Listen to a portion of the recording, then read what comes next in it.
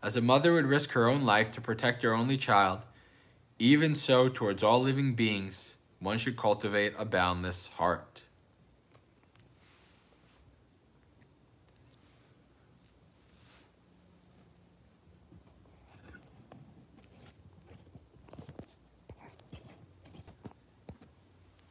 Morning, friends.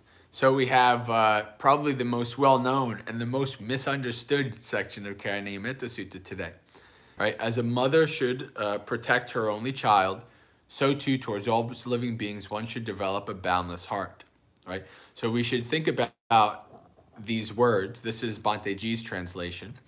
But if you look at the Pali, you understand a little bit more about the context. And so most people kind of understand what this means is metta means that we should look upon all beings like a mother looks upon their only child. That's basically impossible. Right? The bond between a mother and child is a very special, different thing. And B, that's not what this means. What this means is, and you see this in other places in the suttas, where the Buddha talks about protecting your metta, protecting your mind of metta, not letting it go away. Right? So just like a mother has, especially with the first child, like the parents are like this, they're just afraid that the baby's going to fall apart or something's going to happen. So they're very even overprotective. Ask any older sibling, the oldest sibling, and you could see, right, the older sibling is like the guinea pig. In a way, I am one, I know, but they're very protective, right? So like this, and they're always, the mother is always on the lookout for any kind of threat to the child, right? And so just like that, when you develop a mind of metta, right? And you want to keep that mind of metta, always on the lookout for Mara, trying to poke holes in that mind of metta, right? Always trying to get you to abandon that mind of metta, right? That's what this means, right? Bhante G says the same thing, and I think Bhante Analayo, a couple different teachers, who understand the Pali in this, they say that this is the perspective, right? And it makes sense when you look at the Pali. I can't remember it off the top of my head, but I remember like examining it one time, like saying, okay, let me look at this and see what this means, right? Question. I always question even the most, the most well-known teachers. I said, well, okay, let me question it and investigate it and put it to the test. That's what you need to do. But that's a bit of an aside. Most of you have heard me talk like that a million times already. So this is what it is, right? We have this mind of metta, and the mind of metta is so precious, right? It's a light mind. It's not a heavy, oppressive mind like a mind of anger is, right? It's a very light, peaceful mind, like dwelling with Brahma, like dwelling in the heavens. So we want to protect that. And how do we do that? Right? So we know that you need to set the groundwork for this mind to stay. You can't just grab it, you can't just hold on to it, right?